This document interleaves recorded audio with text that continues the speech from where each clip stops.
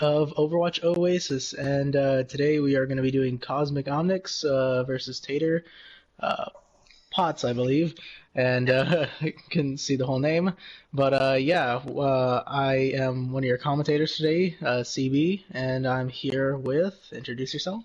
Mr. Game and Kirby. Yeah, and Power ranking. Power Ranking Guru, and yeah, should be a pretty fun game. Lots of interesting things going on with these teams here.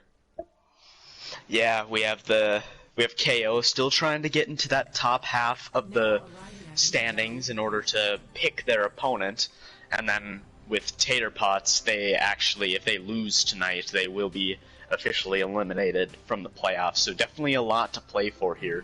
Cosmic Omnics, I believe, are on a pretty nice winning streak right now. I believe they've won 3 straight games.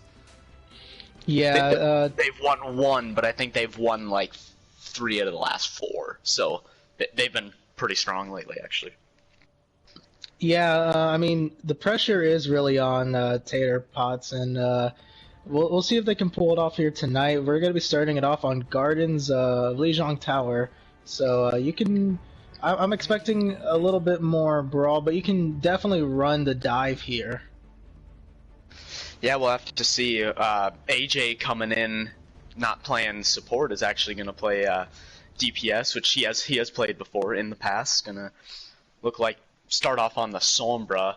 We're going to see Chase Swanson, one of the best players, period, in Tier 3. Best DPS for sure. Or one of the best DPS for sure. He's going to start off on the Pharah. You definitely can run the Pharah on this map. Yeah, for sure. It's going to be interesting to see what these teams start with. It's looking like Tater Pots are going to be running with the double shield, but with the Ryan variant. Very interesting. They also have the Pharah, you have the Wrecking Ball. Very weird comps coming from these teams, not going to lie. Yeah, I've never been a fan of the Rhine Orisa. I just think that you want to get aggressive with the Rhine, and Sigma, if you're going to play double shield, Sigma just does that so much better. Yeah, for sure. And as you can see, the Tater Pots pushed into this little white room here, trying to engage on this little door. But KO has taken first control of the point. And with the Rhine just establishing control here, it's all about the control of the point right now. If you were the Orisa, you'd rather be there, but it's not the end of the world. They can go in there, and they do, and take out Kakashi, Hex with the pin, and Coalescence is already built up. That is a huge ultimate to use and pop right now. It's going to decide the fight right here, and KO should be losing this fight here. Bullet with the 2K at the very end, very nice. Yeah, AJ, he got the hack on the Chase Swanson early in that fight, but wasn't able to finish off. Chase Swanson actually took him out, and that made it so Taters, they didn't have to worry about the Sombra at all. They only really were focused on Kakashi, and you know, he was getting some value. Yeah, the Shatter was thrown in there. I don't know if I agree with that. Maybe it's just to stop them from touching point, because they were just on there for a long, long time. But I'm not 100% sure about that Shatter. I don't think that was necessary, but in any case, they do set up. The Orisa sets up on the point, which is where you want her to be. Kakashi takes a dip straight into the water. I don't know what happened to him there. Maybe he tried to go for the fast, you know, point drop. But I mean, they are going to be winning the fight because Zombie Dylan and Anime are just going to be popping off right here. Death Blossom being thrown in, trying to turn the fight, and they do. It's all evened up here. It's all up to the tank right here to just stall it out. But I mean, they're just going to lose. That was a huge Death Blossom by Bullet. Yeah, they're going to have to back up. I think what happened to Kakashi, I almost wonder if maybe he got booped or halted and he tried to grapple back on, but fell into the death zone, which would, you know, that would show that he killed himself, whereas it was actually an environment. Yeah. EMP being thrown in, catches 4 people. EMP Shatter actually goes in there, and that is a huge ultimate combo, taking out 4 people for the side of KO. They're going to be taking the point. It's pretty much evened up with the ticks coming in, the point percentage. They did use 4 ults in that team fight, though, and now we see Taterpots are coming back with the Supercharger and the Barrage. That could almost clean up the fight right off the bat. We'll have to see if KO can maybe survive long enough to get Zombie Dylan his high noon, which it looks like he will have by the beginning of the team fight. It might be easier to take out this Pharah so that the Barrage doesn't get maximum value. Yeah, it definitely will be, unless she gets taken out right here. Nope, Mercy saves her.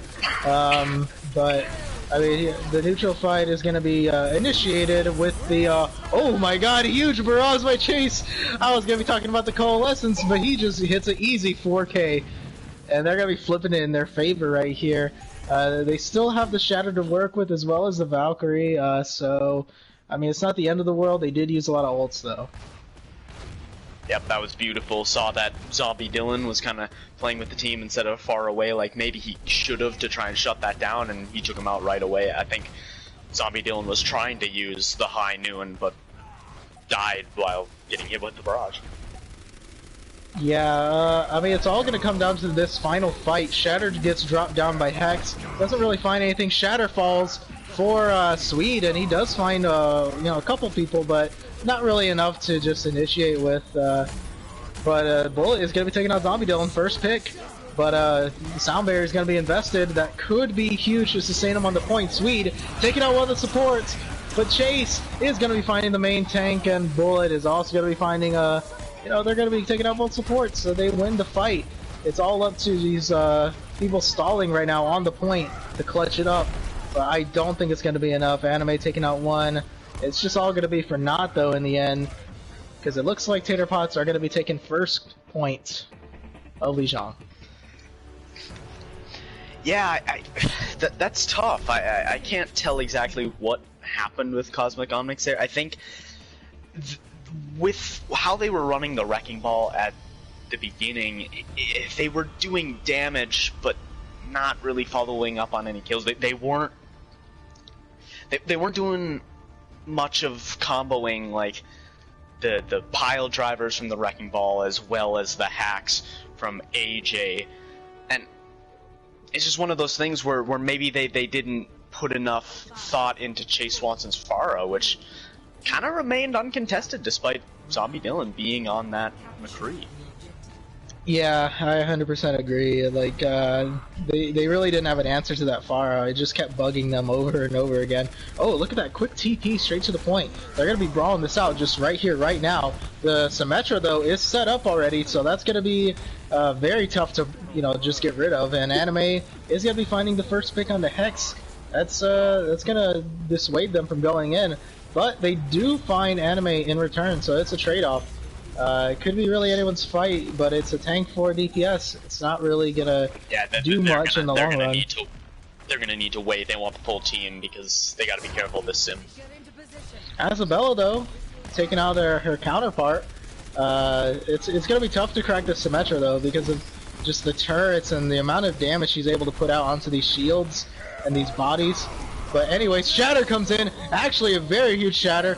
Makes him fall on the ground, and Coalescence is being popped, as well as the barrier for Symmetra. It could be anyone's fight, though. No, never mind. Anime and Zombie Dylan are just absolutely popping. Dragons are thrown in there, but that was very, very optimistic. Catches 2, though. It's going to be a win for KO. And a classic example of you gotta take out the sim early. I mean, the longer that sim sustains in that fight, the higher the beam charge, the more damage per second that comes out of it. Yeah. Yep, grab being thrown in there, catches almost everyone except for the DPS, and they're just gonna clean this up real quick. It's a very nice grab from Kakashi right there. Yep, and excellent, you know, alt discipline. They're just using the grab. They knew they could win it with just that. Taterpots, they probably have the alt advantage here. They're going to need to find a good position to probably combo this Death Blossom as well as the Supercharger, or they could maybe combo it with the Shatter. We'll have to see what opening kind of appears first. Oh my goodness, huge Shatter, but answered by the Sound Barrier. I mean, it's all even up here, but Death Blossom is gonna, you know, take things in their favor, just tilt things in their favor. They caught him lacking off the back foot here. They thought they were gonna be pushing through the main little white room choke, but now they went around and caught him off guard there. Yeah, Taterpots did win that fight, but at what cost? They used all 4 of those ults that they had. I was hoping they would maybe save one of those tank ultimates. They do have dragons online from Chase Swanson, but this is going to be an uphill battle because Swede and AJ are coming up on their ults as well. Yeah, and there's the dragons by Chase. Catches the Moira right there, so they have a pretty good advantage here. They took out their main heals right there. They also have they have a Coalescence to burn as well, but I think they're just gonna hang on to it. Ooh, Hex is kind of caught out right here. He's gonna have to get back to his team really fast before they get shattered. One of them gets caught right there. Here comes the High Noon, catches one person, but Zombie Dylan's gonna be cleaning up the backline right there. That's gonna be a win. Big dub. Yeah, I don't think anyone's gonna be able to touch. I liked the swap onto Tracer from Zombie Dylan, and this is kind of where maybe this double shield with the Rhine Orisa, like the flaws of it start to rear their ugly head, because who takes care of the Tracer? Because with the Sigma, you have that free barrier that you can place to shut down the flank angles, as well as you can use the accretion. If you aim it well and get the stun, it's easy to follow up on. So we'll have to see. I would say that Tracer is not as viable here on Control Center, so we'll have to see. Chase Swanson showing the Genji off. I'm surprised neither team are going with the Junkrat, though. Junkrat is incredibly strong here. Yeah, 100%. Junkrat Symmetra comp, incredibly strong, as we've seen from the pros, and I've even seen it in a couple of my ranked games. It's very, very annoying to deal with, to be honest. But yeah, anyways, they're going to be running the Hanzo McCree for KO. That's interesting. You got the double sniper right there. But we'll see what they can do with it. In any case, both teams fighting for control on this point. Looking like KO is going to have most of the ground here. They might be able to cap this first. However, they do get a couple picks, so it's looking like this is going in favor for sure for KO. It's just up to killing the stragglers here. And Hexthorn, he tried to like flank to the back lines, and it was almost a nice play. He actually had a really nice vantage point, but AJ on that McCree able to stun him. And Taterpots, they ended up just losing that neutral fight because they didn't have that tank presence. Orisa just is not good as a solo shield tank. That's why you really only see her in double shield. Yeah, Coalescence was popped. I think that was a bit too early, a bit too eager to pop that. AJ, though, is going to be finding Chase Swanson right there in the back. That is... he got caught right there. That was a nice shots by the McCree. But they will still be fighting this little neutral engagement because, you know, just losing one DPS is the end of the world, but a 2K with the fire strike on both tanks. That is going to be winning the fight right there, even with the Coalescence. Swede with a 3K. That is a nice fire strike by him. And again, just KO using their ults efficiently, only needed the shatter, and now they're already up above 50%. They still got 4 ults to their name, and ults that can easily shut down some of these high-impact ults that we see coming up for the Taterpots. Yeah, they're holding very close. Oh, a little flank grab dragon! That is actually huge. I didn't even notice Kakashi right there in the back line, waiting for that. Oh my goodness, that was actually really nice. And again, that's the only combo they needed to use. That they can win the map right here if Crossfire's sound barrier is good enough. They can possibly negate 2 or 3 of these ults here. If AJ gets a pick off with the High Noon, it's curtains. Yeah, but the shatter's actually pretty big. It hits 3 people.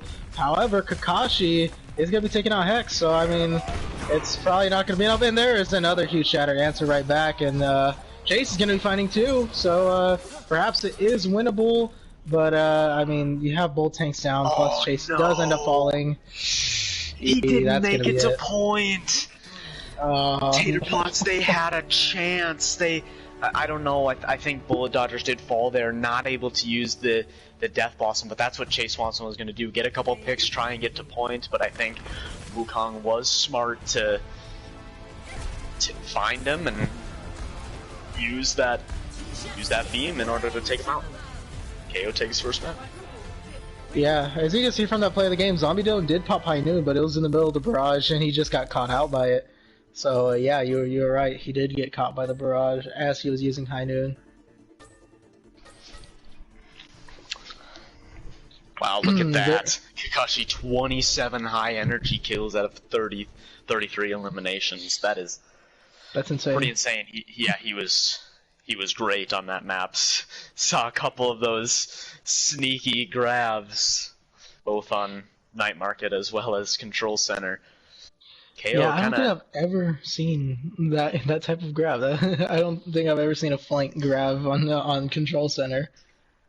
Yeah, I think he was just hiding, like, near their spawn, and Tater Potts just didn't see him.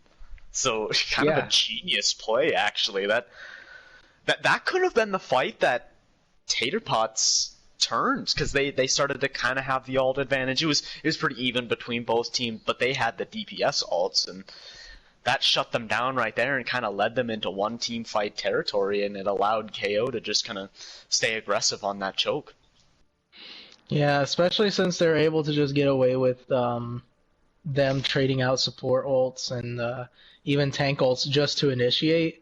I mean, that's all you need right there, is just for them to waste ults as well. So we'll have to see if these teams make any swaps. KO, they have a lot of people on their bench. Sadly, I don't know if Taters do have anyone on their bench as of right now. Wegzybot is here, but I think he plays more of a coaching role for this team at this point. So looks like this is the lineup that Taters are going to have to run with, whereas with KO, they can kind of pick and choose what they want to go. And yeah, we're going to see Resting Birchface come in for KO, probably going to play the Mercy that they're most known for. We'll have to see who else they want to sub in. Yeah, I'm going to be going to... Oh, Whimsy. Whimsy? Yeah, Whimsy's going to play DPS, which we did not see him play in their debut game against Core. He was playing the Zarya because both Kakashi and the Swede were gone. We actually saw Zombie Dylan come in and play tank for, I think, the first time that he's been a part of this league, and they played really well against Core. Obviously, KO got that win last week, but Zombie Dylan and Whimsy, they held their own against Uravity and Hopkins, who I think a lot of people would consider them to be one of the better tank duos in Tier 3 right now. Yeah, for sure. But yeah, we're gonna be hopping into Blizzard World, just making sure that all the teams are ready, no more swaps. But I'm expecting to see more of the same, more of the Reinhardt and perhaps Double Shield. I still don't know if I agree with the Orisa Double Shield, but it'll be interesting to see what they pull off here. It's definitely more of a brawly kind of map, in my opinion.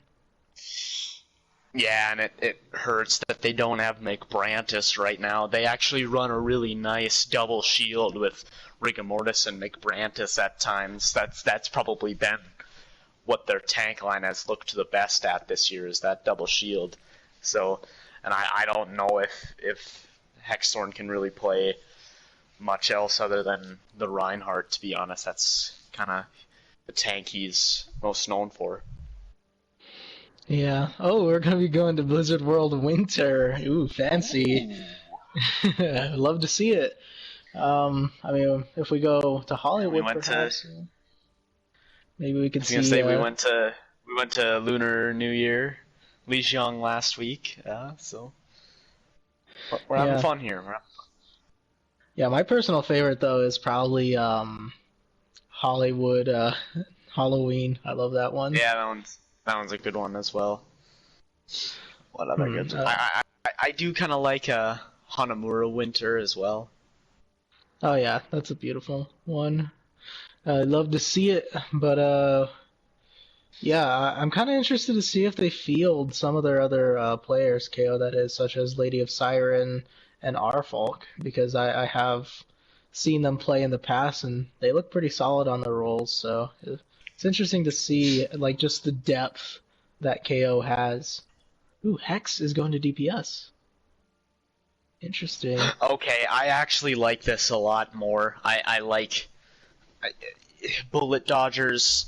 He has shown some really nice things on DPS at times. He actually played really well in the game against C9 back in like week 5 or 6. But I think that especially this season, Hexthorn has been much more comfortable on that DPS role. I feel like with Hexthorn, he needs to be in sync with his partner. That's kind of what we saw last year when he was on Summit with Ishimon. They were just so in sync, and they kind of made each other better just by being together. So we'll have to see what they run now that Bullet Dodgers is back on tank, which he did play earlier in the season. Yeah, it's looking like they're having a bit of a dive look. That could just be kind of a tease pick because, you know, they're in spawn. But if they do stick with it, they're just going to be running straight dive, and that is very interesting. Honestly, I don't know about the D.Va. I would probably prefer the Zarya with this, but, I mean, it could be a 5-head move because Whimsy is on the Junkrat. So perhaps this is the right move. They might have been watching film and seeing what happened with KO on Blizzard World last time. I mean, that was the one of the most one-sided maps we've seen against Corgi Core. They couldn't even make it through chokes without surviving the spam damage, so getting that D.Va in right away, it might be able to help, especially if they can eat like the dynamites or the concussion mines flying in. Yeah, for sure. They're gonna be taking this little angle down in the little, I don't know what this is, a gift shop or something? I don't know. But yeah, they're taking that little angle, but they have all this spam between Zen, Zombie Dylan, and Whimsy right here. I mean, there's just so much to deal with. They do take the high ground, so they do have an opportunity to just straight up dive in there. Chase Swanson does fall very low thanks to the Zen Discord Orb, and Whimsy actually catches Chase Swanson, so that's gonna be a nice little pick. It's gonna, you know, keep their backline nice and safe in the meantime, while Rigor Mortis is just trying to, you know, build up that Primal Rage. We'll see who they choose to dive on, whether it's the Mercy Ash or just straight up the Zen. I would rather have them just focus the Zen, just to get rid of that Discord. Plus, he's not very mobile. I mean, Sweet is antied, and he's just... Ooh, but Rigor Mortis is fall. That's gonna be a reset. And it's tough with Chase Swanson going down early, because not only do you lose a lot of that flanking potential and extra dive that you have, you know, hopefully you would want the Genji to maybe take out the Zan or the Junkrat, but also it really halted the progress of the Blade. Chase Swanson probably not going to get it until under 2 minutes here. That might only be time for the one Blade, so they might have to win this next fight or they might get full held. Yeah, and the problem is Whimsy already beat him to building the ult. He has the tire ready, so that's I mean that's a good counter to just stop him from blading, is just blow him up. So we'll see what they do. They do dive in, and here comes Rigor Mortis diving straight into the back line. It's gonna be they're gonna be focusing on him. However, it's looking like Kakashi is just gonna throw in the Flux. Does manage to find Isabella, and Zombie Dylan gonna be taking out the Hex, so they're gonna be winning it out. They're gonna have to fall back and do a quick reset unless, you know, they do stall out this baby D.Va, which is very, very unfortunate.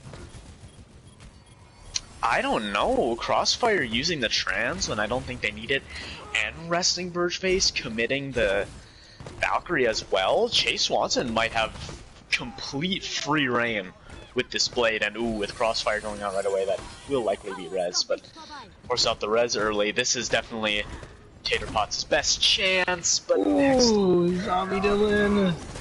And a huge shatter onto Rigor Mortis. Not able to save him with the sound barrier. That is sad. Ooh, that's unfortunate. But I mean, Chase does have the blade for the fight, but the problem is Whimsy has been hanging on to this tire forever. He's waiting for the blade, and here comes the riptire. No, Chase is fighting for! Oh my goodness!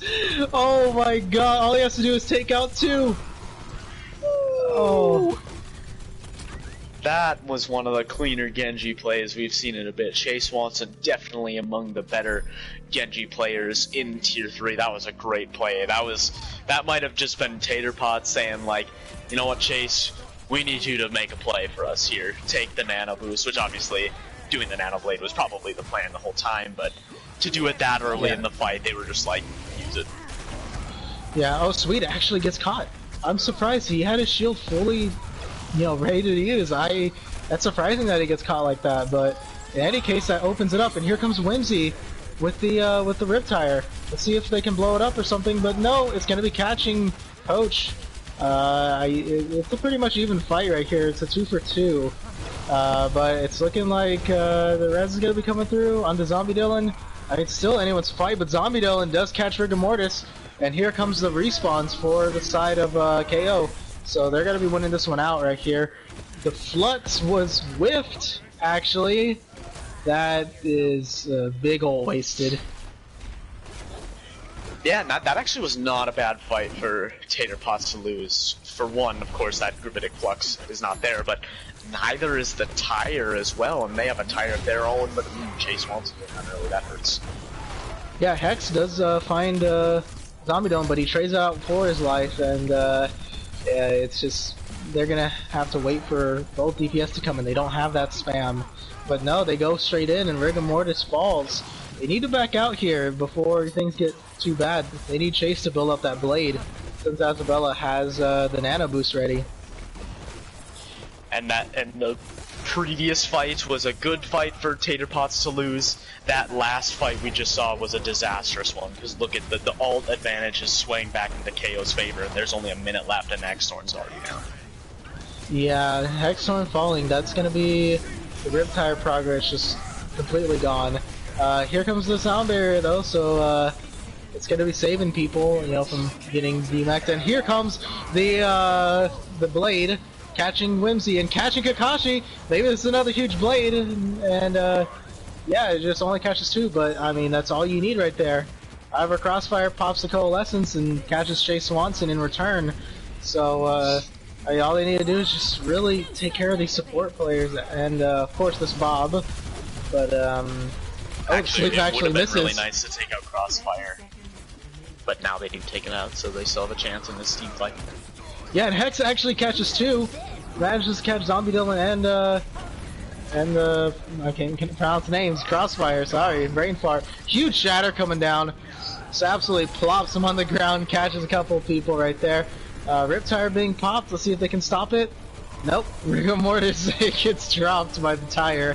But they are going to still be making some decent progress here, even if they lose out in this fight, because the respawns, of course, are an advantage of KO. We'll see how they do here. They do have the Riptire, which they do pop. Let's see how this does. Catches Whimsy, stops him from building his tire fast, so I don't know if that's going to be enough, though. But Hex is catching both supports. I mean, this is just such an even fight here. I don't know who's gonna win this. They have the sound barrier too to save people. Flux being popped by Kakashi is gonna be just dropped right in there. Hopefully they can C9, but no, they're right under the underpass. That is very fortunate for Taterpots. And here comes the remech, and the sound barrier is wasted. Actually, he dies before he can pop it off, I think. That's very unfortunate. But not a lot of value. Yeah, Sweet coming back on the Wrecking Ball does manage to contest, and Zombie Dylan with a 3K at the end with the Bob. Huge Bob, actually. Yeah, Zombie Dylan, MVP of that final fight. He was basically uncontested. He was popping in so much damage from afar. Built that Bob incredibly quickly there. So, here we go, Blizzard World. It's one of those interesting maps where it feels like you see a full hold or you see all 3 map completions. So Taterpots might be looking for the full hold here, otherwise this is going to be a tricky map for them to win, as I guess the streets phase is kind of interesting with how much high ground there is, so definitely defendable as well. But yeah, you would hope that you capture all 3 points on Blizzard World, like on certain hybrid maps, you know, like a Numbani. Like, hey, if we just get it, you know, midway through point 2, we still have a good chance to win this map. Whereas when I go into Blizzard World, I'm thinking we should really capture all 3 points. Yeah, for sure. I mean, they are stopped just before second point, which is not the end of the world. I mean, you can get away with defending it, like you said, but it will make their job a little more tough. I mean, the ideal world is for them to full hold this, of course, but they are going to be running the double shield with the Sigma Orisa. This is what we wanted to see the whole time with the double shield comp they wanted to run. This is the optimal way of running it. Kakashi on the Hog. Interesting. Ooh, let's see it. He's going to be hopefully getting a buff soon here, so maybe putting in some practice before playoffs. I don't know when that patch is going to come through. Rigor Mortis catches Crossfire, actually, straight up, but I mean, both Moiras are dead because Zombie just takes out, you know, the other Moira, but he gets rezzed. Crossfire, that is, and Swede is taking out Rigor Mortis. I mean, but wait, the Junkrat kills Pharah? It doesn't matter because it's looking like they're gonna lose this, but that's funny to see, actually. Get into position. Yeah, and that was just Zombie Dylan kind of getting an early pick, and Taterpot's not having the res that Resting Birchface has. Resting Birchface always clutch on those reses. Came in, knew that the Pharah was the issue, could get away with pulling off that res. They were able to win the fight. Kakashi falls very low, but he uses that self-heal right there. They try to go for a little bit of a flank angle, which I can respect as someone who loves a little bit of hog every now and then. But, I mean, you have a bunch of ults coming online for KO, so, I mean, they are winning in the ult advantage, that is. So it's going to be interesting to see how they defend this. But Resting Birchface is going to be falling to Chase Swanson just straight up. So, I mean, that's a huge pick to just lose. I don't know how they're really going to defend this. I mean, it starts with Rigor Mortis and Chase falling. So, I mean, that's all you need right there. It's just the main tank and, you know, your main, you know, DPS, the main person spamming out the damage, just falling. They're going to be taking this fight, Kakashi, with a nice 2k at the end of it as well. Yeah, I don't know if I like the fact that after they got the pickup on the Resting Birchface Taterpots, they didn't go aggressive at all. They just kind of stood there and didn't really do anything, and that kind of led KO to come back in the fight, and Rigor Mortis is already down. This isn't good. They might not even touch. Oh, they don't even touch. That is unfortunate. Yeah. I don't even think Chase Swanson did use the tire there. That's tough. But at least we do get to see another play from Chase Swanson. What a remarkable blade. Yeah, just watch this. Like, I'm just giving you the nano blade. You go. Yeah, just pop off. Wow. you love to see it. You love to see the nano blade. If that last swing had connected, I think would have taken out the Swede too. Just slightly out of range, but what a play from Chase Swanson. Sadly, not enough, as KO are continuing to look incredibly strong. They are really heating up towards the playoffs. For most of the season, they've looked pretty good, but they've always been kind of middle of the pack. And while there still are a lot of teams up towards the top of the league, or top of Tier 3, that look very good, KO certainly with a lot of momentum on their side, especially now that we see a team like White Walkers losing their first game a couple nights ago. See, you know, a team like Corgi Core starting to struggle. And KO, they're on the rise right now. Pete's Planet, they took a loss to Valhalla.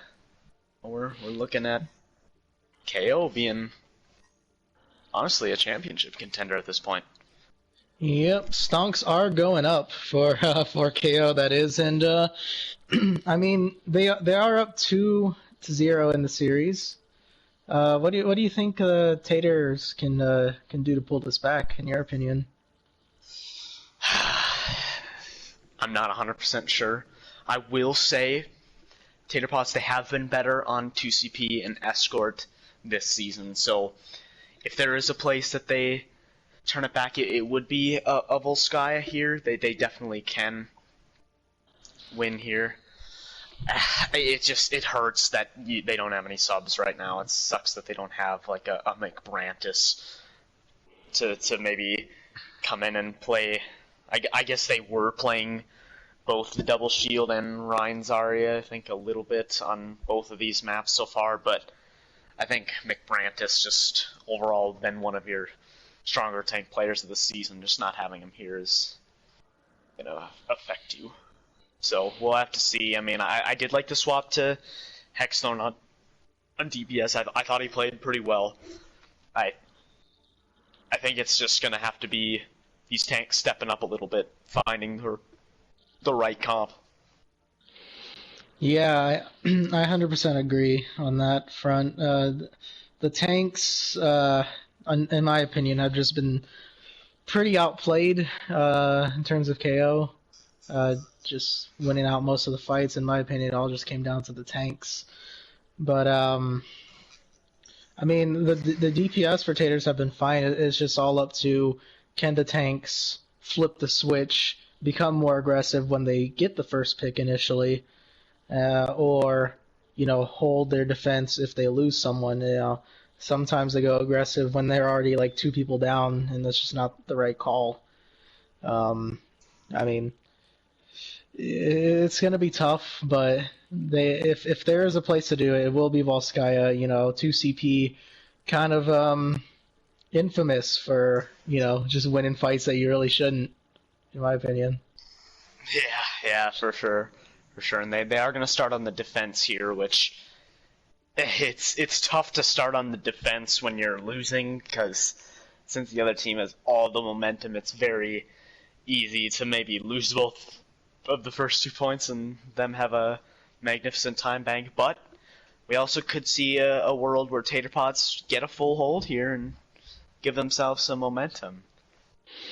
Yeah, that's true. And actually, we have Wukong coming in again for support, and Crossfire actually going in for DPS. That's very interesting.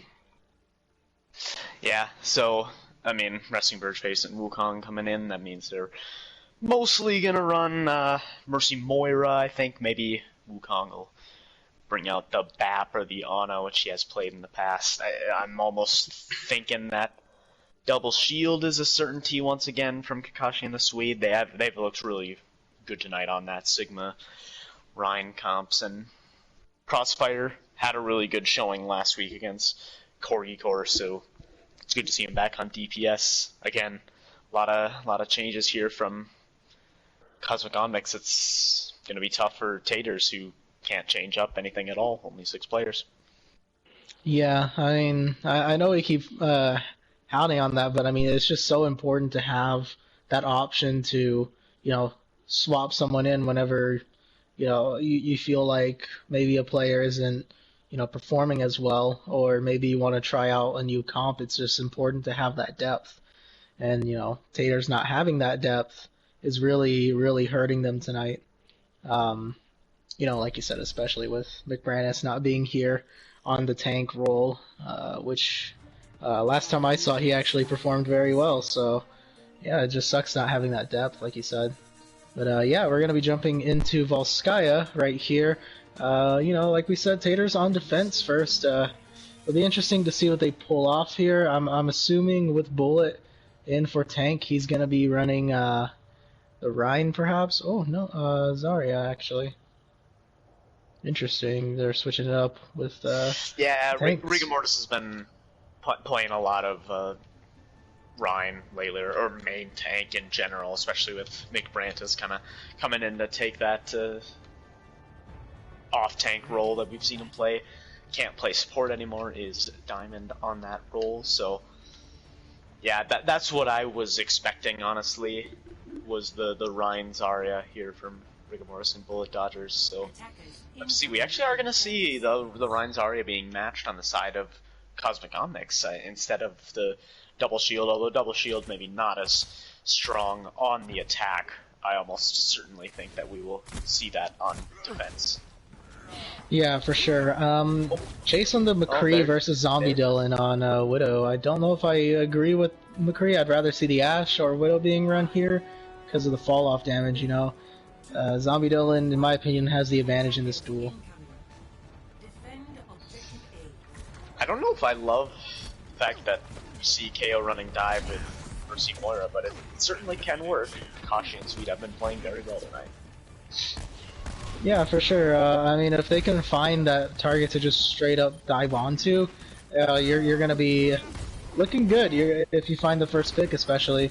Yeah, but we see Hex gonna be finding the first pick onto Kakashi. That's just gonna win them the fight, probably. It's just straight up.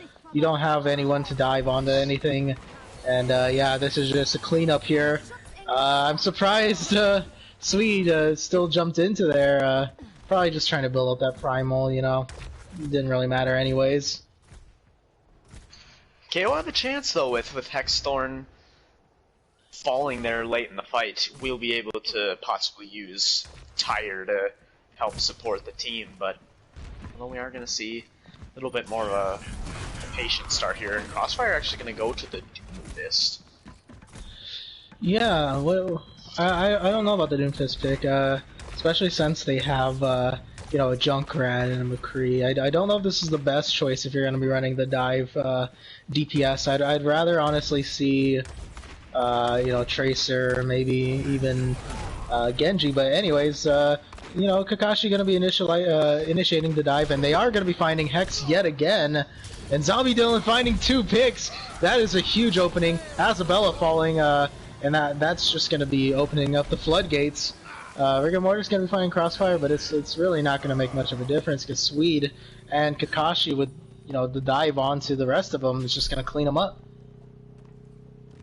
And that was actually a genius rotation from Cosmic Onyx because they caught Hexthorn coming back on the respawn. He had no team, died in an unresable spot, not able to use that Tyre. That was a really great call from Cosmic Onyx to notice that was coming and take that Junkrat out of the fight, which has been causing most of the problems here, as there is not a lot of shield in Chaos Comp. Yeah, that was a very heads-up play, and as we see, the Infrasight is going to be popped, so they do know that the Wrecking Ball is behind, but Zombie Dylan, oh my goodness, my gosh, that is a huge pick onto Hex, but he gets rezzed, and Shatter comes down, actually finds, not Rigor Mortis, I keep getting confused by the sides, that was Swede who got caught, but I mean, he still lives, so that's okay.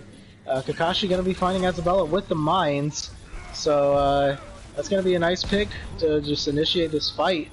But Hex is going to be finding these picks here, but Zombie Dylan is actually really good on this Widowmaker. He's just finding the opportunities, finding the snipes. How is the Swede still alive?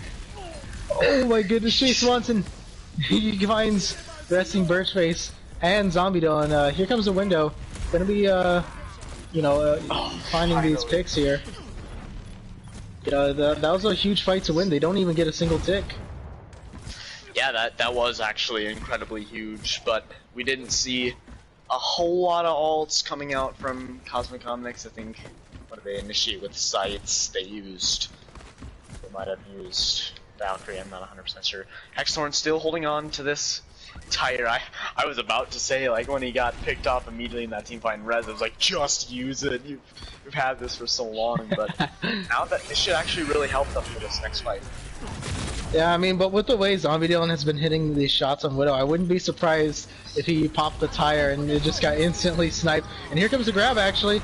The grab Tyre. Oh, actually, yep, right. I said it. That's the caster curse right there. Hex is Rip Tyre just instantly falls to Zombie Dylan. It's not a caster curse. That's a hot take, or like finding hot that is prediction. An oracle prediction. Caster curse is when you say something and then the opposite happens. Yeah, bold prediction there. But overall, they did win the fight. Kind of one of those cases where Zombie Dylan had a lose-lose situation. Either you try and keep getting the picks and the Tyre takes out multiple members of your team, or you go after the Tyre and that just leaves Chase Swanson to easily move up and get the picks he got. Yeah, they initiate with this infrasight, which you know, gives them information on where everyone is. And here comes the Shatter, finding Wukong, but they're not going to be able to follow up on that. It looks like Swede is going to be finding Chase, so they don't have High Noon to build up right here. You know, nice little Shatter coming through. Pin exchanged. Kakashi though on the Zarya is just melting people left and right. He takes out 3 in the fight, so I mean. They're going to be finding a tick. I don't know if they're going to be able to come back and touch. They might be able to, as long as they don't focus too heavily on the Zarya, and they don't. They focus too much on Zarya. Yeah, it's definitely. There's still a solid defense coming out from Taterpots, you know, especially Volskaya, a very attack-oriented map. We see sometimes teams literally having like 3.5 minutes in their time bank, so definitely possible for Taterpots to come out here and maybe even set a superior time bank and send this into extra rounds. Yeah, I mean, just the other day we saw Overwatch League. I forget which game it was, but we saw them and. It went to like 6-6 was the finals. Well, not the final score, it was 6-5, but it's close enough to 6-6. Was it the Toronto Defiant Vancouver Titans? Yeah, it was that one. You know, Legend still has it. They're still out there playing Volskaya to this day. Sometimes it's like that. Thank God we don't have a Horizon Lunar Colony in the rotation right now, or it could be possible we could be here all day. Yeah, it's also a good thing we don't have Paris, because then we'd see a lot of 0-0s. You heathens, those are great maps. No. No, that's just factually incorrect. Oh, yeah. There's a reason they're out of the rotation right now. But to go into the game, we do have Chase Swanson. He's actually going to go to the Pharah this time around. And Xthorn going to try and take the Widow battle here against Zombie Dylan. That should be entertaining. Yeah, it should be interesting. I mean, you have the Mercies damage boosting both, you know, Widowmakers. It's going to put a lot of pressure onto Zombie Dylan, which he does fall, because he has to deal with Chase and the opposing Widowmaker, so it's just going to be tough for him to just deal with both at the same time. There's just a lot of pressure. Is he going to get picked by the Pharah? Is he going to get picked by the Widow? There's just so much variables for him to deal with. And Zombie Dylan actually is going to be finding Chase, though. So that's just one less thing to deal with. But like I said, Hex is just going to be there whenever Chase isn't. So they're going to be finding the pick. He's got free range on the high ground right now. Yep, and the Shatter being thrown in, it finds nothing. So, I mean, it's just, they have so much space to work with here. They just need to find these picks. Resting Birchface does. He finds the pick, Hex finds the pick on the Resting Birchface. My bad, but yeah, Colas is being thrown in for good measure. And they're going to be winning out in the fight. And I think this is where Zombie Dylan might need this. Okay, Crossfire is actually going to swap to the Ashe. I don't mind this at all. You still got the Widow battle, but now you do have the hit scan to take out the Pharah, whereas when you just have the Widowmaker, it's kind of tough to focus on both the Pharah and the Widowmaker, because that's what happened in that fight. Zombie Dylan was focusing on Chase Swanson, Hexthorn on the flank, getting the headshot in that team fight for Taterpots. And Chase going to be finding Zombie Dylan, actually, so, I mean, they still have Crossfire to deal with, but, I mean, you have just so much spam coming in from the Pharah that's just going to be tough to deal with, especially when you have the Widow just pressuring you out. And Chase finding Crossfire, so that's both hit scan down. You know, the Pharah and the Widow have free reign right now. However, Isabella does res. You have the numbers advantage. I don't know why they're not being more aggressive with this. They need to go in there, and here comes the Shatter. Doesn't find anything, actually, and Chase is just absolutely popping. He's just going to throw in the barrage right here for good measure. Probably just to zone him out right here. Yep, he does, and ends up finding Swede. So they just need to find these picks here. They're not, you know, killing the people on the point, which is what they really need. Yeah, with Hex down, that opens it up. As long as Zombie Dylan can stay alive, and just continue to be a nuisance. But no, they're gonna finally find the picks here, and it's about time. I mean, 4 minutes left Oh, never mind. They're still stalling. And that's 2 CP for you. I mean, just look at all coming this. back with pulse bomb. Yeah, pulse bomb doesn't find anything, but it's 4v5 right now. Yeah, I mean, Zombie Dylan is just absolutely huge with this. But he does fall, and they do cap with about 4 minutes left. That was actually a really nice stall from KO. Yeah, that was incredibly close to being turned around completely, but excellent job from Taterpots to snowball that for the most part. I mean, obviously a long stall, but they did win the first team fight on second point, so I can consider that a snowball. I actually, you mentioned how they were playing kind of slow. I actually kind of liked that because it was an even team fight at that point, and they actually got to the point where they were able to get Cosmic Omnix away from Chase Swanson's death spot and let Isbelia get the res so he could come back and pop the barrage. So I actually liked that patient play from Taterpots. They focused on the targets that they wanted to get. They created space, and yeah, Cosmic Omnix, they just didn't know how to respond. They didn't really have the ults to be able to contest with that late aggression we saw from Taterpots. Yeah, they also didn't have an answer for Chase being on the Pharah and Hex being on the Widow. It's such an interesting comp to run on Volskaya, especially on second point, because you don't really have that the most freedom to fly around. But I mean, they made it work, and it made it very tough for Zombie Dylan and Crossfire to deal with. But here we see Zombie Dylan and Crossfire actually on the junk, the junk Reaper, so it's gonna be tough for them to deal with Crossfire. I mean, not Crossfire, Chase actually, because they don't have that hit scan to just spam down. But they do have enough damage to deal with the tanks. So I mean, it's just tough to just protect the tanks with this kind of comp, especially with the spam just being thrown in there, and the Reaper, of course. Just with that amount of damage he's able to do on the tanks. And they're just gonna take that fight. That was just such a easy cruise for them.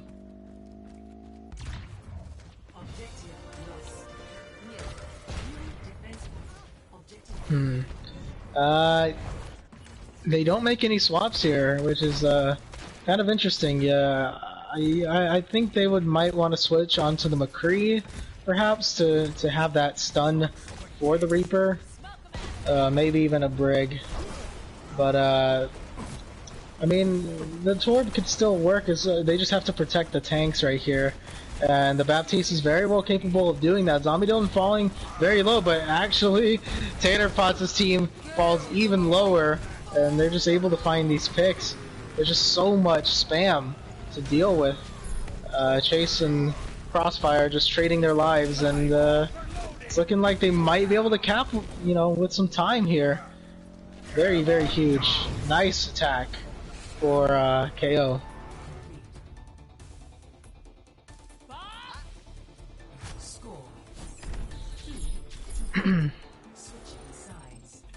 Hello.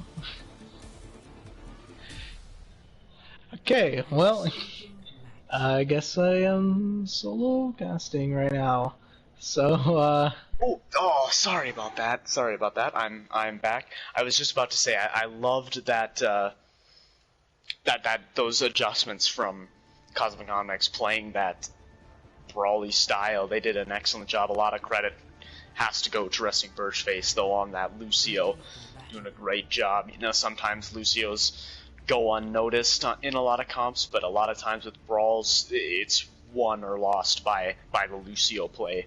And Resting Birchface, excellent job there. Yeah, the Lucio made all the difference, because if they didn't have that, it would have been just a slow, trudging kind of push, and the Chase would have had a better time on the Ashe. But the Lucio speeding right by everyone, it just makes it tough to hit those shots. So it was a very nice call actually from KO, that is. So yeah, here we go. We'll see what they can do on the attack. We'll see if they can do even better than what they were able to do last time. So yeah, they still have that Pharah Widow comp that they decided to run But Zombie Dylan is going to be running that Soldier, which I personally think is a better pick than the Widow right now. It just the mobility and the ability to just spam down the Pharah in the air is just a very good option in my opinion. Yep, and then Crossfire is going to be able to kind of focus on that team play and overall damage. Hex, nasty shot from Hex. I saw that. It just hits Crossfire in the face. However, Zombie Dylan is going to be trading that out. So it's still going to be tough for Chase to find, to just stay in the sky without just being spammed down. But they're going to pop the Coalescence, and Preacher is going to be falling. Gets pinned. So very unfortunate. And the Shatter on top of that with the Coalescence is just going to be finishing off everyone. What a huge defense.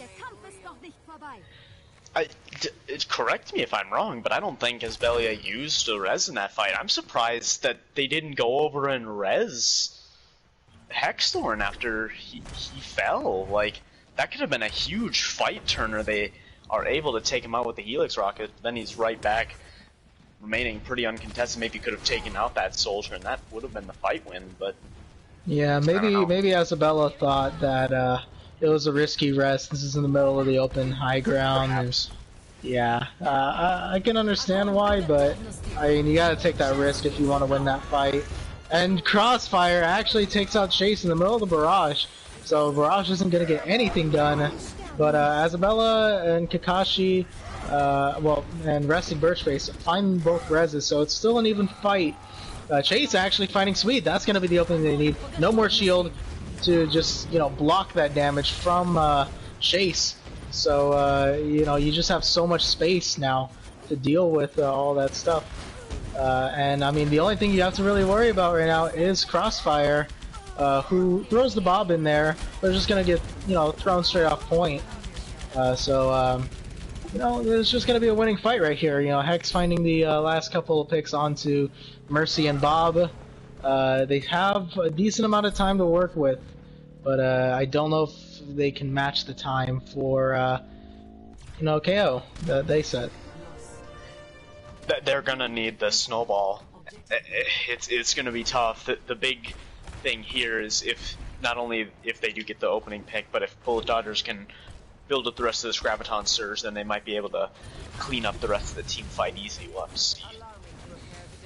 Yeah, for sure. They use the Coalescence to initiate, and they have the Grav online as well as the Shatter, so they do have the ults they need to win out the fight. Chase just needs to build that barrage, but he falls to Zombie Dylan with the Tactical Visor.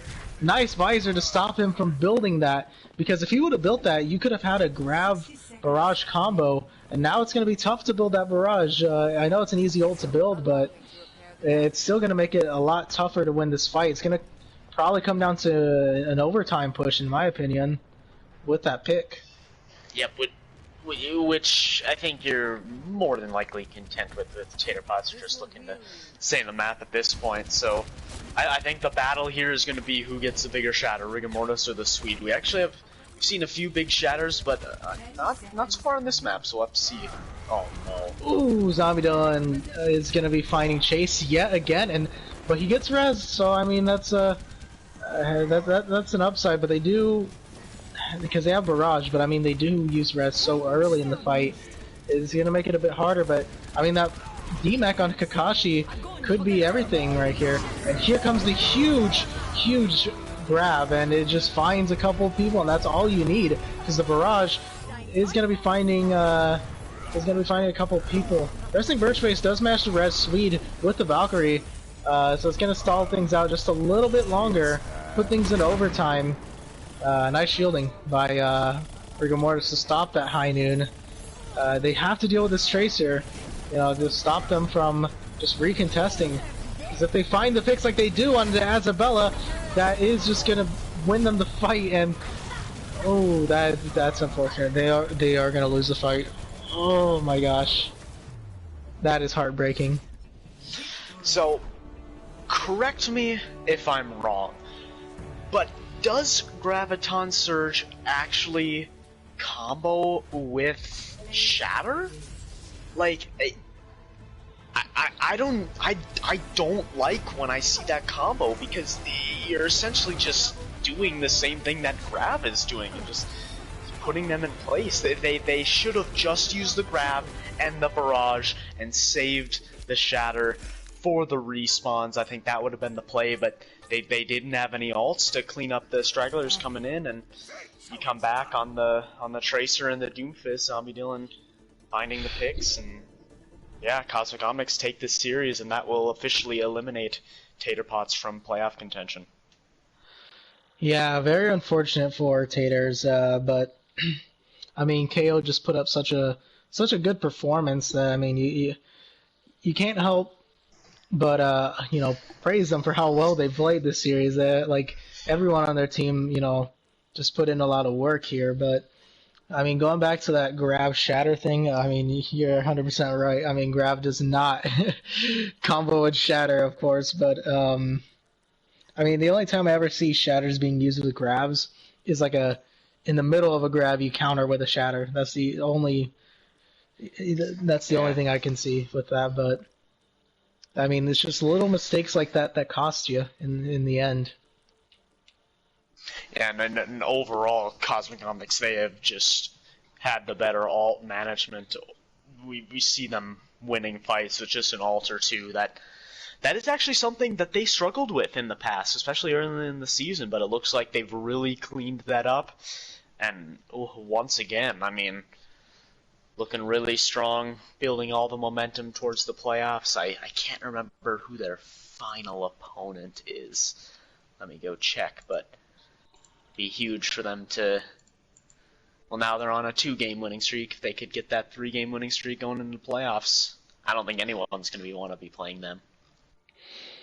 Yeah, they play Tantalizers in week 17, which I would assume they will likely win that. I mean, anything's possible. We've seen a lot of upsets before.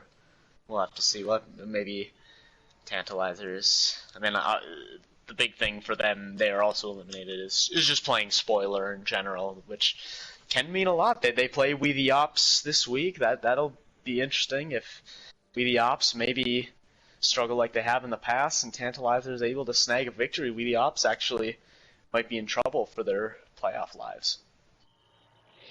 Yeah, we'll see how they perform in the playoffs. They have a lot of momentum going into it, especially if they can get that win next week. They will definitely have a lot of strong momentum in their for their team. It just boosts their morale and everything. But I mean, I'll give credit where credit is due to Taters. I mean, Chase and Hex have been, pulling their weight, and Isabella has been, in my opinion, been playing very good this series. It's just, it's just mistakes, just little mistakes that have been costing them team fights that they really should win. Yeah, I don't think it's individual performances, and that feels like it has never been the case for Taterpots this season. It's tough because last year they were one of the best teams in, well, formerly Tier 2. I consider Tier 3 pretty much the same as former Tier 2. So they ended up getting 3rd place, and they were great. Granted, they had Polish and Wegsy bots, who I believe are ineligible for tier 3 at this point, but even still, like, towards the end of the season, when those two players weren't having as big of a role, they were still looking incredibly strong. But right now they have some work to do, as sadly does most of the Taters organization, as we did see the Tater bots also miss the playoffs in Tier 2, and I mean, we are going to see the Tater Thoughts battle Blank Assassins in the Tier 1 massive air quotes championship. Sorry to continue to rag on Tier 1. It is a... I hope that Tier 1 comes back stronger than ever next season, but obviously you would probably have Blank Assassins being favored in that championship, so... And I don't even think the Tater Thoughts were doing particularly well anyway, so it has not been a good season for the Taters organization. So definitely some things to consider here in the off season. What they want to do with these rosters. Yeah, and for KO, I think they're just fielding kind of whoever now, because I mean you have Whimsy and Slim Thick Thought on the tank. You have Lady of Siren and Crossfire and DPS, and Arfalk and Wukong on the support. So they just kind of fielded the rest of their bench pretty much. So I mean, I guess now is as good a time as any to just talk about the MVPs for this match, since we won't see most of the starting lineup for KO in this match, this next match. Yeah, it's tough. I feel like for Taters, like I mean, Chase Swanson has been crazy. I feel like you could either give it to Chase Swanson or maybe Asbelia, who has shown some nice things on healer today. But Chase Swanson, I mean, you almost got to give it to him for that insane blade on Blizzard World there. Yeah, I was thinking Chase for DPS as well. It's tough because Chase has been, really my standout performer for Tater Pots.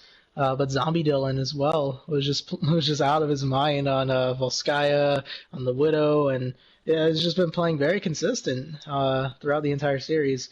But Chase has just been on another level, in my opinion.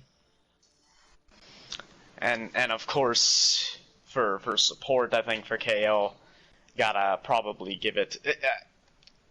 Resting Birchface is the first thing, but actually, I thought Crossfire FVS played really well in those first two maps. I think playing that Zen there on Blizzard World, he looked really good, continuing to pull in a lot of that spam. Did have that miss click on the poor Transcendence, I guess. Use that to swap to Moira, and they were able to finish that defense. So, and then of course for tank, I feel like you have to give it to Kakashi. He's been outstanding today. Yeah, for sure. I was gonna say for me, it's either for support, it's either Resting Birchface or I mean, you have. Oh wait, I was gonna say Crossfire just got subbed out for Whimsy.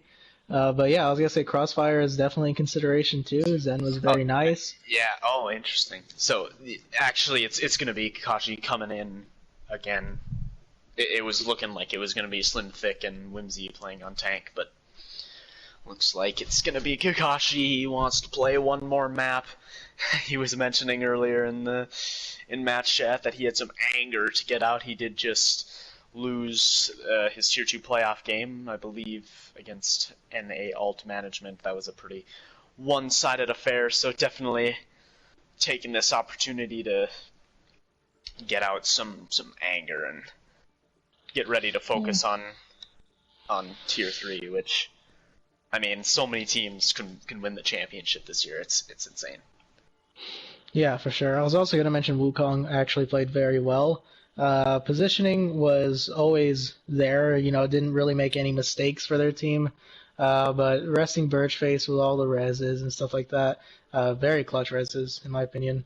And of course, the Lucio play there on the Volskaya round 3 attack was pivotal for them winning that map. So yeah, Resting Birchface was just I would probably say that, but I mean you could also consider Crossfire for just first two maps.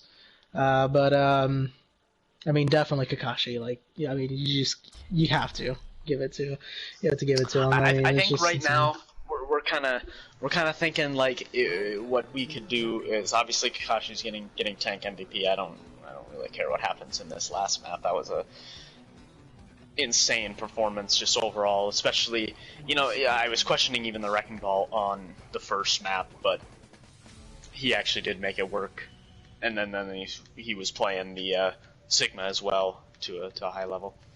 So the other thing that you would consider is you would probably have either Zombie Dylan or Chase Swanson being DPS, and then Asbelia or one of the supports for Cosmic Omnics. So yeah, for sure. I feel like it's tough to deny Chase Swanson, I guess, but Yeah, it's just something to consider. I mean, we still have one more map to play, so we'll see how they do, and if we still think that our MVP picks, stand up to what we believe right now. So yeah, we're going into Junkertown. So I'm expecting to see. Honestly, I was expecting to see more Widow, in my opinion, from both teams, because I mean this is just such a good Widow map for the sight lines and the high ground and everything. oh, But no. Xthorn go to the Widow here. When's he gonna go to the Ashe? I don't know. Ashe is. It's just, anytime you play Ashe, it's gonna be good, but definitely would prefer the Widowmaker here. So I wouldn't be surprised if Hexthorn maybe has a field day here at the beginning of this map. Yeah, but Chase falls to Wukong actually. You have the Brig to just counter him, so I mean Chase is gonna find it a little hard to get in the back line here because you have the Brig, you have the Moira, and of course you also have the little boot from Whimsy, so who does fall in the fight, so you don't have that for now. But they're holding very close here, very aggressive hold from KO, that is. It'll be interesting to see if they can sustain this for 3 minutes. I don't know if they can. I mean, we have seen that happen before. Think back to I Need Healing versus Summit in the regular season last time. That was great. Yeah, and we're just gonna try and get something with these mines. the mines find Wukong, but I mean Arfalk and Lady of Siren take out both supports, so it's just not an even trade at all. You have both supports falling, you just kind of have to wait. And Whimsy actually DCs, so we're gonna have a pause here. I'm not sure what happened, but I'm pretty sure he just got disconnected from the server. So we'll be waiting to see what happens, but I mean, it is just such a tough defense to break here. Like, yeah, everyone's kind of low on KO, but I mean, you have to invest a lot of ults to just break this. I'm assuming. Well, this is as good as of a time as any. In fact, I'm just looking at the positioning. I guess only really Hexthorn and Rigor Mortis near the point, but obviously Chase Swanson can just go ahead and initiate with the blade and probably be able to take out some of these low members. This isn't exactly. I guess you get some decent healing from the Moira, so we'll see. It's definitely. Oh, and you got Wukong who can give repair packs to the Tracers, so they definitely can heal up pretty quickly, especially now with the pause. Definitely an interesting strategy with the pauses is starting to know what's going on around you and what you need to do immediately as the game unpauses in order to turn a team fight or whatever you need to do. Yeah, I mean, you could also initiate with the Flux to bait out Rally, and once Rally ends, you can pop this blade pretty freely without having to worry about Rally armor and the raid boss herself, Brig. So I mean, you could do that, but that would you have to, like I said, invest a lot of ults to probably break this, especially since they have the Shatter coming up. And they have Pulse and Wukong with the Rally, like I said, is just a lot to deal with. So you're probably going to have to trade a lot of ults to just break this choke that they have. But I think Slim Thick Thought is actually charging into spawn from the image I see on my screen. So it's going to be interesting when we get unpaused here. To see, I mean, that's a funny image. I will say, I don't think we're gonna see KO winning this fight, especially down a player. You know, stranger things have happened, I guess, but we'll have to see. Maybe it would have to be we'll see how many ults they use. The big thing I think here is if Lady of Siren can maybe get the stick onto Coach Preacher Dad and force out that immortality field, it could be a good chance to use the Diva Bomb, especially if the Sigma is also out of position where they can put the Diva Bomb in a perfect spot. Yeah, I mean, you also have Hex on the Hanzo here, which, I mean, you have a lot of spam now to deal with the shields of Slim, so I guess that is good compared to what they were running, which was Widowmaker, which you really can't do much against the shields at that point. All you have is Bullet and Coach, I should say, dealing with it. I mean, you have a 5v6 now, so it's very, very winnable to break this. Oh, no, never mind. Whimsy joins back in. Gonna have to be coming back from spawn, so it's just, yeah, it's still a 5v6 in this fight. Nice immortality field, actually, from Coach. Saves 3 people from that bomb. And Tater's not really going aggressive here. Wukong able to pop the rally, so now they have some armor. I think with the animation they should be able to win, but definitely not as convincing as maybe you would have expected. Yeah, I think they're just waiting for them to pop the rally, because now that there's no Brig, thanks to Hex, it's just a free flux if they decide to use it. Nice pin on the Isabella with the Shatter. Yeah, I don't know why they went more aggressive. They have to initiate with the Flux, and it doesn't... It's probably not going to be enough to turn this fight unless Chase, with the blade, he's actually finding people, but he gets taken out by Whimsy with the dynamite. It was almost huge. It was almost huge. That was one of the scrappier fights I think I've ever seen in my entire life. Slim Thick pinning back towards the spawn, getting Asbelia, Chase Watson coming in with the blade, Rigor Mortis getting caught up. That was incredibly scrappy, and I think that just all stemmed back from the fact that Tater Pots had the advantage to begin with, but didn't really go aggressive on it. Yeah, and now, thanks to that stall from Lady of Siren, you're gonna have a nice open fight for KO to just win this out. You have very open sightlines for Whimsy to take. Kakashi is gonna be finding the first pick on the Coach. Oh, Rig with the 2K. That could be enough to turn the fight here, but oh no! I mean, Chase wants him. Yeah, Chase dies, but so does Arfalk. So I mean, I guess it's not the end of the world here. I mean, I don't know. They win the fight, but that's because I mean the respawns are just way better in this position for KO. So I mean they're able to take this fight thanks to, like I said, the stall of Lady of Siren earlier. Just able to just be a nuisance on the point, and they're just not, you know, killing fast enough. So I don't know. With the 2K bomb, Kakashi is just gonna close this out.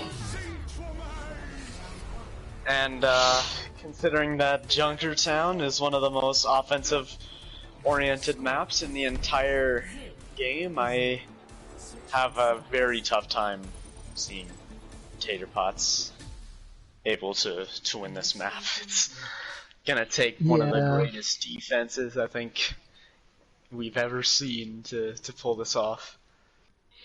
Yeah, it's gonna be close. I'm not gonna say it's impossible because we've seen stranger things, but it's gonna be close to impossible, I would say, to defend this. It's just so tough to really do anything about, you know, that defense that they did. That was such an amazing defense from KO.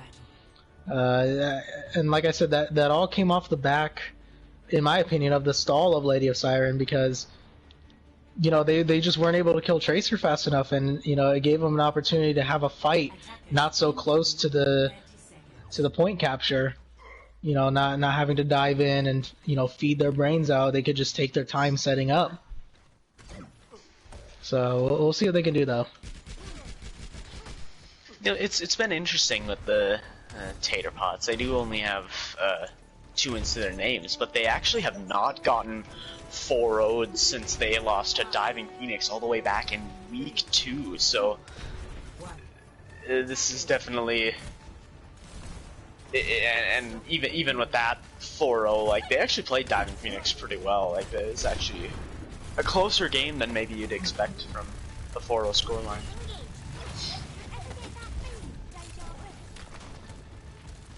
Yeah, I mean, you see this Bastion being run, but I think that's just out of desperation to just desperately try to full hold this. And, you know, Rig is going to be finding the first kill on the Wukong, so, and make that both supports. Nice aggression there from Rigamortis. They perhaps made it too aggressive because now he's almost dead. And it's going to trade Isabella, so perhaps that was way too aggressive. It's gonna be tough for Isabella to come back and into this fight before they lose the ground. Hex is gonna be popping the tank configuration, but I don't think it's gonna be enough because he ends up falling to Kakashi and doesn't put up enough damage. They're just losing members left and right. It's just very tough, you know. It's very hard for them to just even win this. Kakashi finding the 3K here. Grab being thrown in there to just try and actually combos with the Shatter yet again. Your favorite combo, that is, and they do manage to hold him off for just a little bit. Well, I guess sometimes in desperation mode you do whatever you need to do to win, and the Taters not able to get the healing they needed, dies to the Mecha Steva. I'm gonna see Chase wants to put back on the Echo here, and you know they've burned 2 minutes off the clock. This is still gonna be incredibly tough because they basically have no ults, but definitely not a terrible defense. They really have nothing to work with, and Whimsy with the 3K, he's behind them, and just absolutely popped off. Nice kills by Whimsy, and Lady of Siren is just gonna be cleaning them up with the Pulse Bomb kill, and yeah, that's just all 6 picks were done by Lady of Siren and Whimsy. KO winning 4-0. And that's interesting. They kind of needed that because now they are officially moving up to 4th place, which means sad for Pizza Planet. They go from 2nd place at the beginning of the week, or at least when the C9 situation happened, all the way down to 5th after losing to Valhalla. So definitely some ramifications with every map that you see, and with Tater Pots, or with Pizza Planet playing White Walkers next week and KO playing Tantalizers, that might have almost certainly sealed their position in the top 4, and perhaps they could go even higher and possibly, you know, maybe Diving Phoenix will lose next week, and maybe Nova will lose next week, and then they're in the top 3 and they're picking their opponent. Yeah, anything is possible here. I mean, with just one more game to go for KO, all they need to do is have a very convincing win over their opponent, and you know that puts them in a nice position to have a really good seed for the playoffs.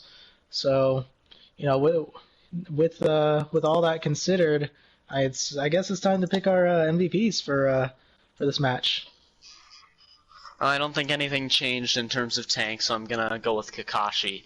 And I think you gotta stay with Chase Swanson on DPS. And then I will say though, there at the end, I think Wukong, I think he kind of overtook Wrestling Birchface there at the end. I actually showing off that Brig, you know, only known mainly for the Moira, but playing some nice Brig, building up rallies relatively efficiently, playing with the team pretty well, providing armor packs to Lady of Siren. I think Wukong, it overall was just kind of one of those things where just both of the healers, whoever was in, whether it be Wukong, Birchface, whether it be Crossfire, Wukong, or whoever it ended up being, like they just, you know, they kind of were letting the tank line kind of do their thing, and you know, the supports really they didn't make a lot of mistakes, and sometimes that's all you need to do as a support, and I think Wukong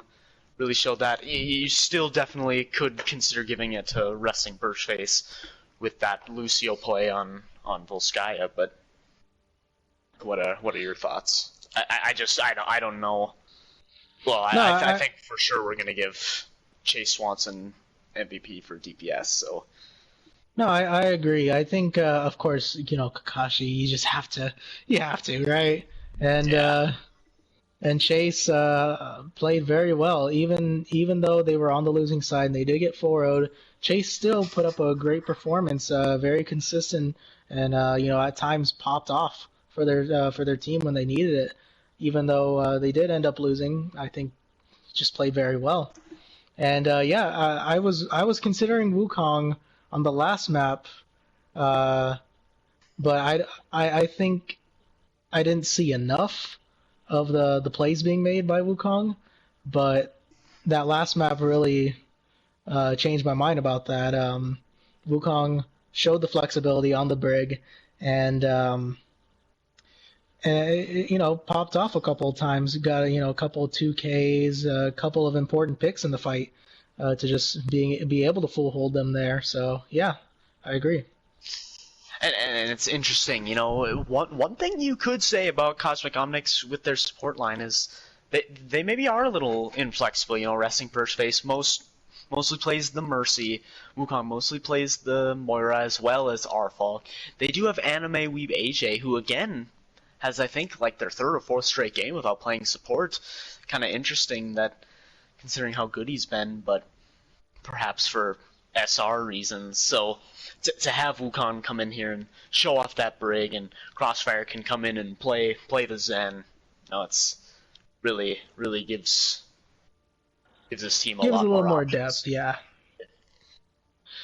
So yeah, I think Chase Swanson, Kakashi, and Wukong. yeah, I think that's a good option. Those are good picks right there. And I think that's going to do it for us here at Overwatch Oasis. I hope you enjoyed the game if you were watching in the chat. And yeah, we'll see you guys next time. See ya. Chat, I just want to plug real quick. We'll see you tomorrow, hopefully. We have the last of the Tier 2 playoff games for the week, Rogue Knights vs. Eclipsed Academy at 7:30 p.m. CST. Sunday we will have the last game for Tier 3, which is Corgi Core versus Duck Duck Dive at 6:30 p.m. CST. And we also Actually, will have... we still have Tantalizers Weeby Ops. Oh, do we? Okay. Yeah, that got pushed. Rescheduled. Yeah, and then we also will be having the first game of playoffs for Tier 1, which will be Blank Assassins versus Tater Thoughts, Sunday at 8 p.m. CST. So hopefully we see you guys all there for those. Thanks for coming. Yeah, it's an exciting time. Lots of playoff action, Tier 3, getting to the end of the season. It's going to be a lot of fun. Yeah, check those out. See you guys later.